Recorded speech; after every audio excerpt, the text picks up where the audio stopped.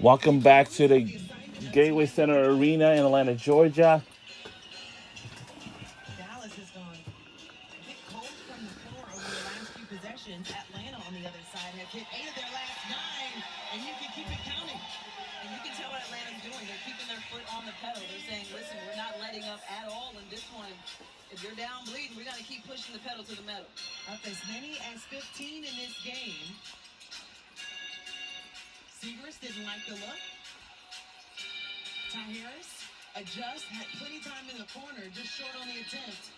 It goes off the hands of officials still I do waiting to see not where like it's this. going to go. Regional Zach goes back When to I was saying, Regional Jackson said he said because he knew or thought that that I was would off. not That was had a an high ball. issue with He did a anybody. good job getting 2 feet in the paint and being aggressive. Coach Mesco actually was trying to get the officials' But if attention to that's the call a timeout case, on the challenge. then I wouldn't do 8 that. seconds on the shot clock here. McCowan at the rim. The challenge unnecessary as they get the stop. Nia Coffey going at Paige Beckers and a block call. As Paige Becker comes up with a finger twirl. I haven't seen anyone come up under the flat position. She twirled up with her finger and her body, but Maya Well, at Caldwell least you're home finding today. Nia Coffey in transition. And I don't think they want to challenge that one because Beckers was definitely leaning to her left. And that's a block.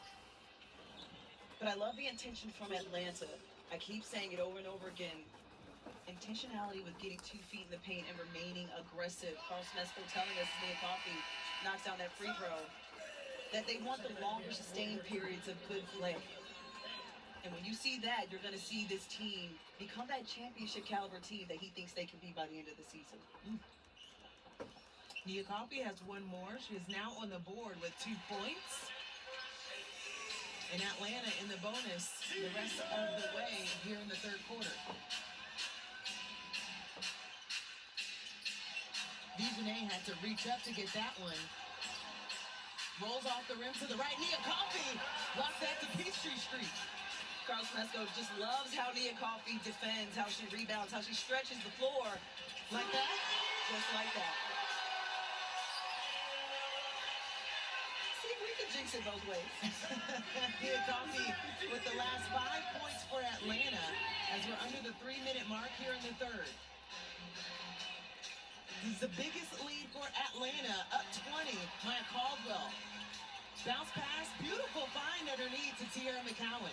We talked about the read and react that Paige Beckers comes from when it comes to UConn, telling you before the game that they're in another read and react system, and right there, that pass was definitely that.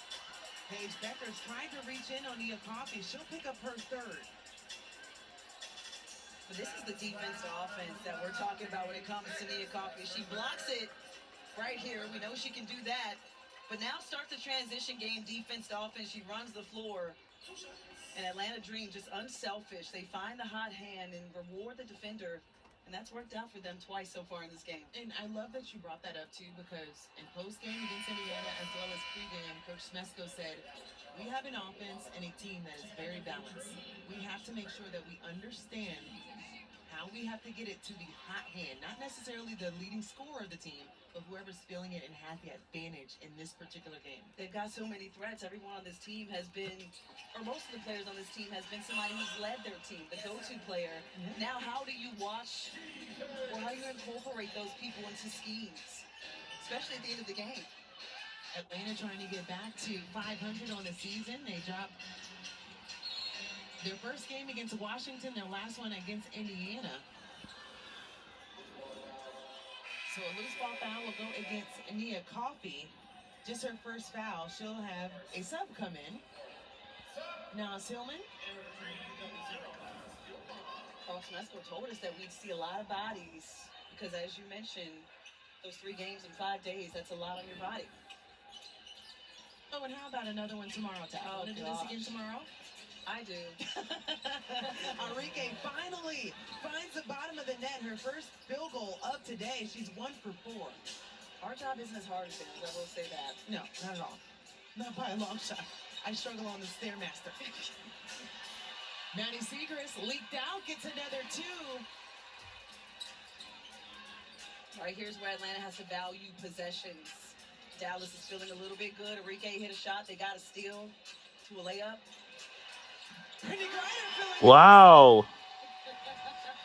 Sarah McCallum just dropped her head and was like, dog, I was there, but when you got 6'9" who can shoot threes and is also a threat off the dribble and under the rim, what more can you do?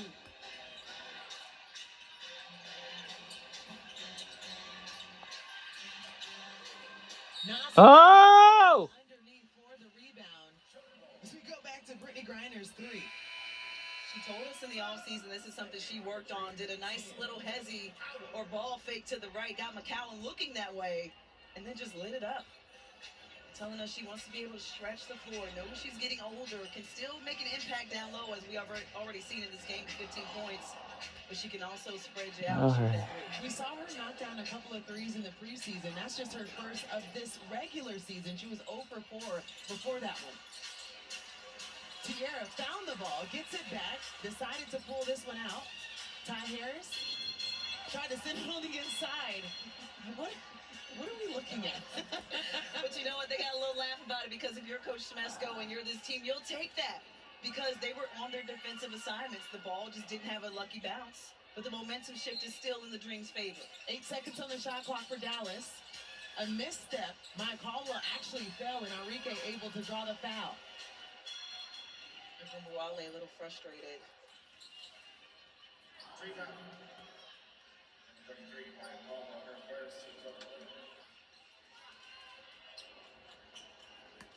So we have one game that is finalized with New York taking down Indiana. What a close game and a great game.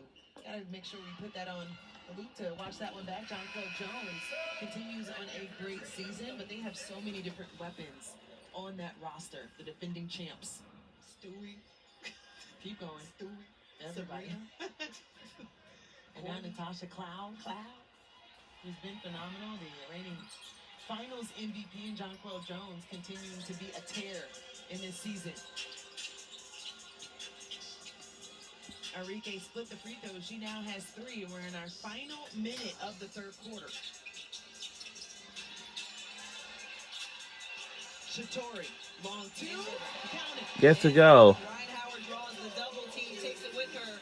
And what does the offense do? They fill in that space. Walker Kimbrough, the recipient of a really good pass, knocks it down. Her first field goal of the day.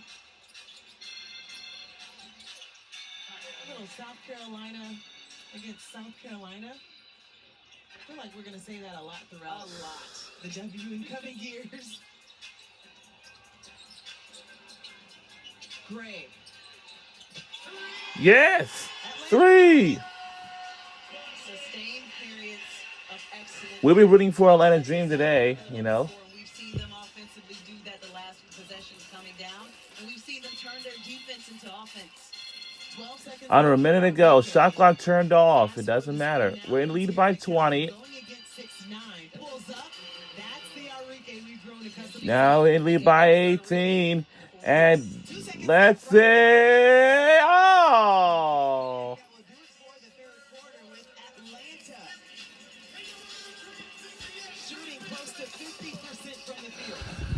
All right, when we return, fourth quarter is up next, right after this. Messages. Back to 500. We'll be right back. Don't go anywhere. Fourth quarter is next, right after this.